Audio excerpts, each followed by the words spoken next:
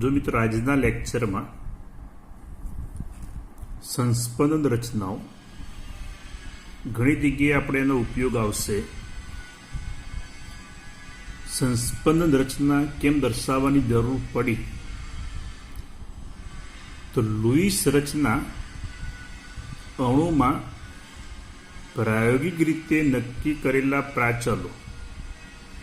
પ્રાચલો મતલબ આપણે ગયા લેક્ચરમાં સમજાવી હતી, બંધ લંબાઈ હોય, બંધ કોણ હોય, બંધ ઉર્જા હોય, એટલે પ્રાચલો કહેવાય. સાથે સુસંગતતા સમજાવવામાં અપૂરતા જ. આપણે આનું ઉદાહરણ જોઈએ. ઓઝોન અણુ ને બે લુઈસ બંધારણ દર્શાવી શકાય. બંને રચના સમાન છે. દર્શાવું, ધ્યાન આપજો. ઓઝોન અણુમાં 3 ઓક્સિજન પરમાણુ છે.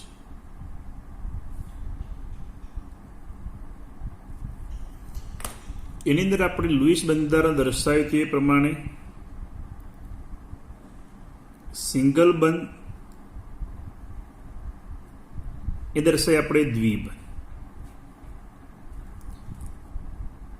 અહીંયા એક અબંધકારક ઇલેક્ટ્રોન યુગ્મ હતું,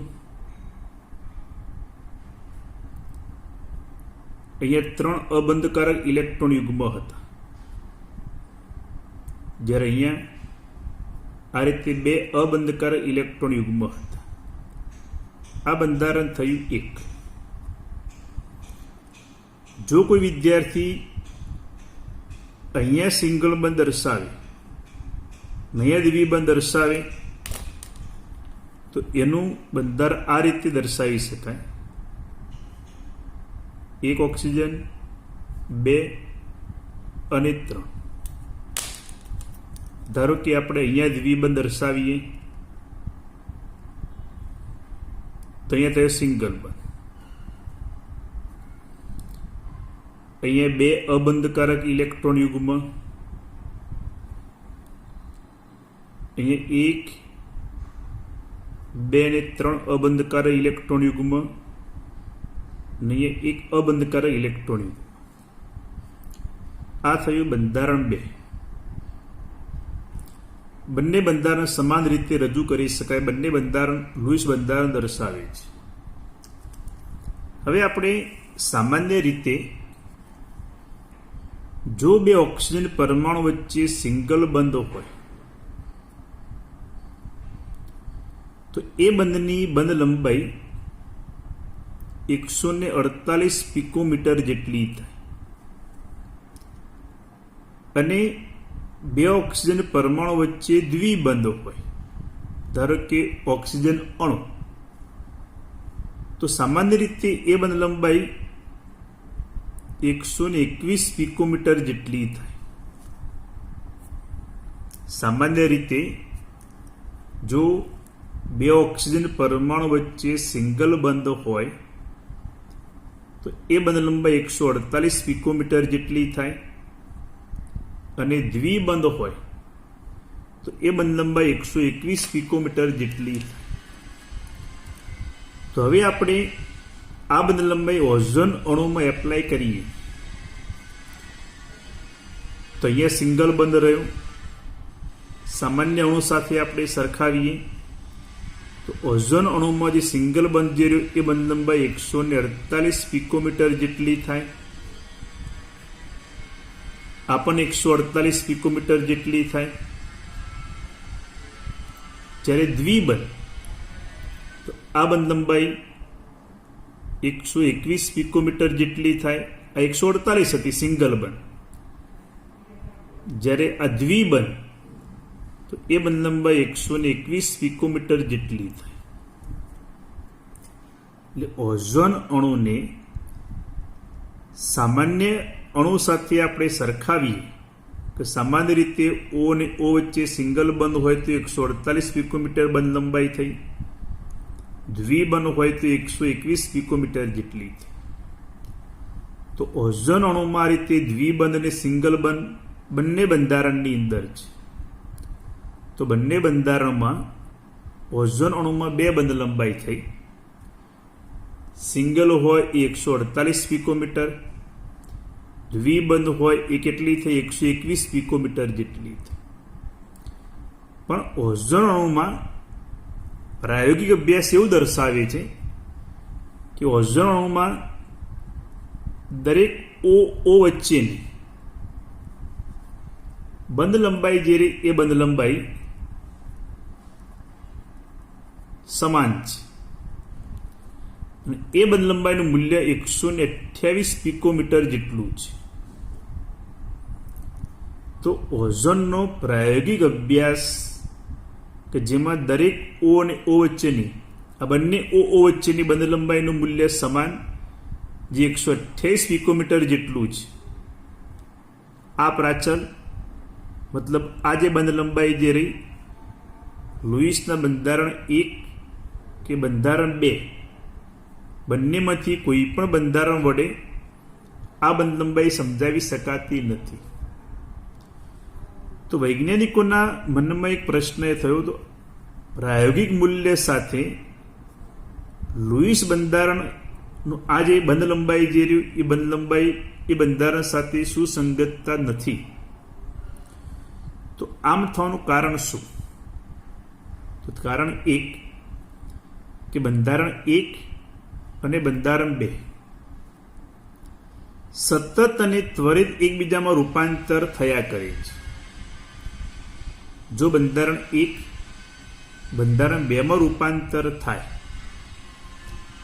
તો એ દ્વિબંધ હતા એ સમારૂપાંતર થયું સિંગલ બંધમાં, અને સિંગલ બંધ હતા સમારૂપાંતર થયું દ્વિબંધમાં. સિંગલ બંધનું દ્વિબંધમાં રૂપાંતર થાય તો બંધ લંબાઈ ઘટે, દ્વિબંધનું સિંગલ બંધમાં રૂપાંતર થાય તો બંધ લંબાઈ વધે. ફરી પાછું બંધારણ 2 બંધારણ 1 માં રૂપાંતર થશે, ફરી પાછો બંધ લંબાઈમાં ફેરફાર થશે. એટલે બંધારણ 1 અને બંધારણ 2 સતત અને ત્વરિત એકબીજામાં રૂપાંતર થયા જ કરે છે. માટે મધ્યમ ક્ષણે બંધ લંબાઈ 148 પિકોમીટર કરતાં ઓછી અને 121 પિકોમીટર કરતાં વધુ, એટલે કે 128 પિકોમીટર જેટલી હોવી જોઈએ.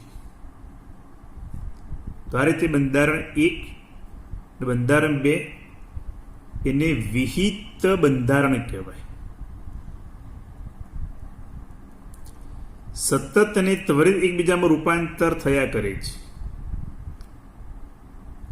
અમુક સમય માટે બંધારણ 1 હોય પછી અમુક સમય માટે બંધારણ 2 હોય એવું નહીં. સતત અને ત્વરિત એકબીજામાં રૂપાંતર થયા જ કરે છે. માટે બંધ લંબાઈ 148 પિકોમીટર કરતાં ઓછી અને 121 પિકોમીટર કરતાં વધુ, માટે 128 પિકોમીટર જેટલી એની અંદર જોવા મળે છે. આવા જે બંધારણ જે રહ્યા એને કયા બંધારણ કહેવાય? વિહિત બંધારણ કહેવાય. અને વિહિત બંધારણ સતત અને ત્વરિત એકબીજામાં રૂપાંતર થતા હોય તેવા. એમના માટે બંને બાજુ તીરવાળા શીર્ષ દર્શાવવામાં આવે. બંને બાજુ આ રીતે તીર દર્શાવવામાં આવે. આ રીતે બંધારણ 1 અને 2 સતત અને ત્વરિત એકબીજામાં રૂપાંતર થયા કરે છે. માટે આપણે ઓઝોનનું જે સંસ્પન્દ સંકર બંધારણ કેવી રીતે દર્શાવવામાં આવે?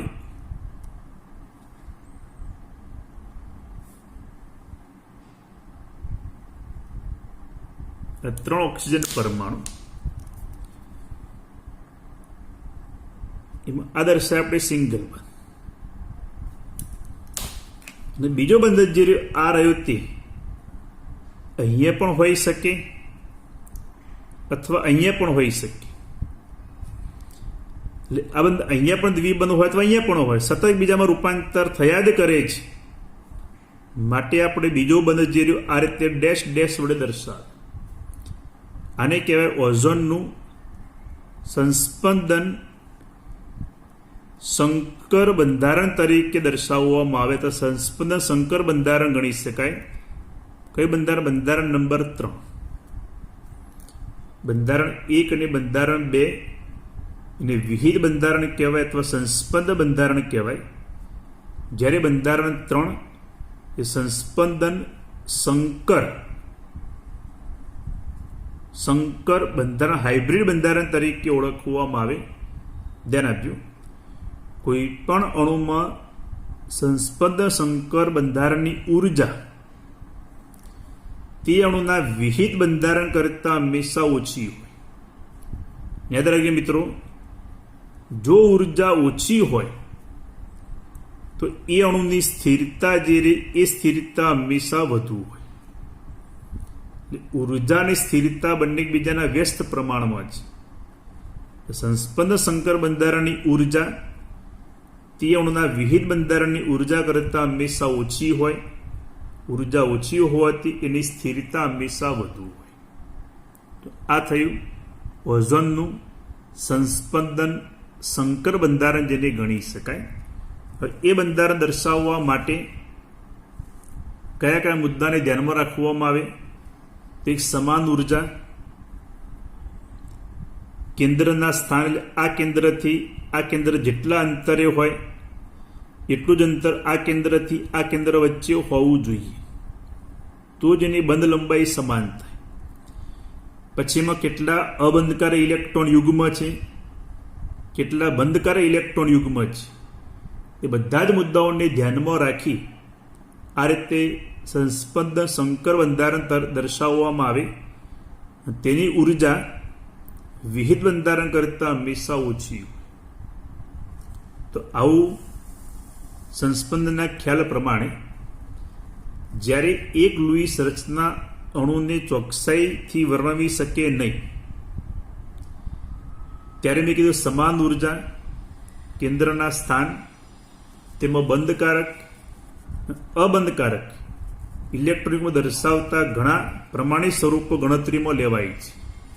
એટલે બધા જ મુદ્દા, ઉર્જા હોય, કેન્દ્રના સ્થાન હોય, બંધકારક હોય, અબંધકારક ઇલેક્ટ્રોન યુગ્મો પ્રમાણિત સ્વરૂપો ગણતરીમાં લેવાય છે અને તેને આધારે અણુની સંકર રચના દર્શાવવામાં આવે છે. જે આપણે દર્શાવ્યું કે બંધારણ 3 એ ઓઝોન અણુનું સંસ્પંદન સંકર બંધારણ તરીકે ગણી શકાય અને એની ઉર્જા વિહિત બંધારણ કરતાં હંમેશા કેવી હોય? ઓછી હોય.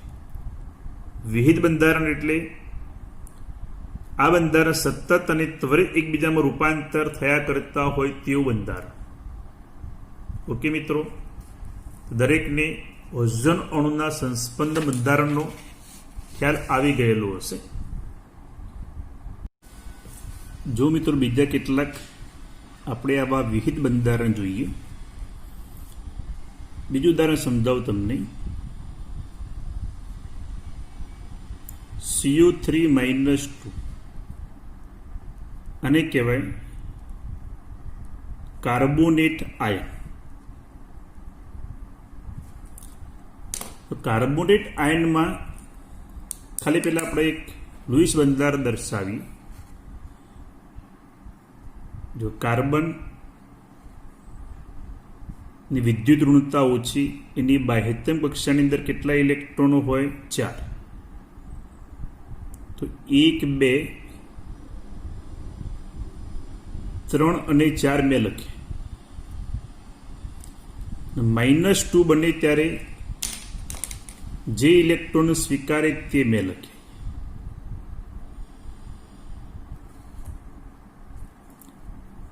કેટલા ઓક્સિજન રહ્યા? 3. 1, 2 અને 3. ધ્યાન આપજો. આ ઓક્સિજન અષ્ટક પૂર્ણ કરવા માટે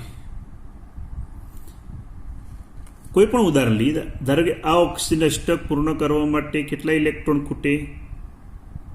2.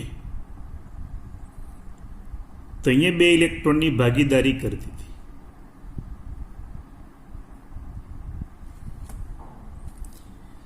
તો ઓક્સિજનનું અષ્ટક પૂર્ણ થઈ ગયું. કાર્બનનું પણ જુઓ, 2 ને 2 4 ને 2 6 ને 2 8 અષ્ટક પૂર્ણ થઈ ગયું. તો હવે આપણે આ ઓક્સિજનમાં 2 2 4 અહીંયા દર્શાવીએ તો કાર્બનમાં અષ્ટક કરતા ઇલેક્ટ્રોનો વધી જાય અને બીજા આવર્તના તત્વોમાં એની સંયોજકતા કક્ષામાં વધુ 8 જ ઇલેક્ટ્રોન સમાઈ શકે, માટે ઇલેક્ટ્રોન આપણે અહીંયા દર્શાવે. એ રીતે અહીંયા 2 2 4 અને 2 6 આ રીતે આપણે -2 લખીએ. હવે ધ્યાન આપો. તો આનું આપણે એક બંધારણ 1 અહીંયા દ્વિબંધ રચાય,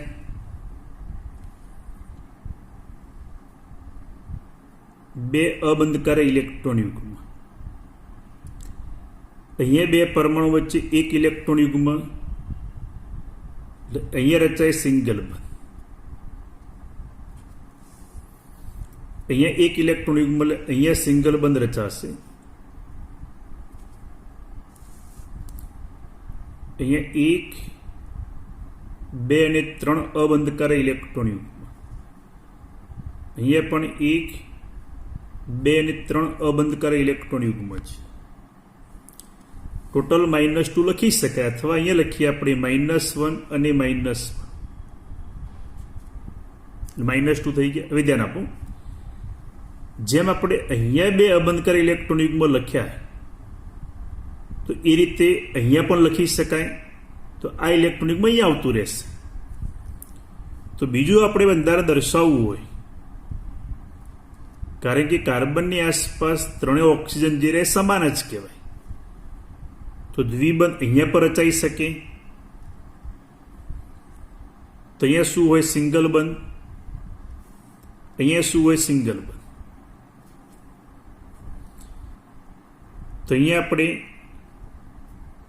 3 અબંધકારી ઇલેક્ટ્રોન યુગ્મ, 2 અને 3 અબંધકારી ઇલેક્ટ્રોન યુગ્મ. તો અહીંયા -1 અને -1. આ દ્વિબંધ અહીંયા પણ હોઈ શકે. તો લખીએ આપણે અહીંયા દ્વિબંધ, અહીંયા હશે સિંગલ બંધ, એ રચાય સિંગલ બંધ. અહીંયા બે બંધકારક, 1 2 અને 3, 1 2 અને 3, -1 અહીંયા પણ -1 રચાશે. તો ધ્યાન આપો. તો ઓઝોન અણુમાં આ રીતે બંધારણ 1 કાર્બોનેટ આયનમાં બંધારણ 1, બંધારણ 2 અને બંધારણ 3 આ શું કહેવાય? એના વિહિત બંધારણ કહેવાય.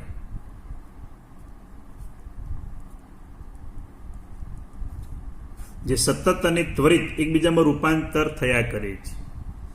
તો કઈ સંજ્ઞા? આ રીતે બંને બાજુ તીર હોય આ રીતેનું બંધારણ દર્શાવી શકાય. બંને બાજુ તીરની સંજ્ઞા વડે દર્શાવી શકાય. તો આના ઉપરથી એનું આપણે સંસ્પંદ સંકર બંધારણ દર્શાવવું હોય તો કાર્બન આ રીતે 3 સિંગલ બંધ,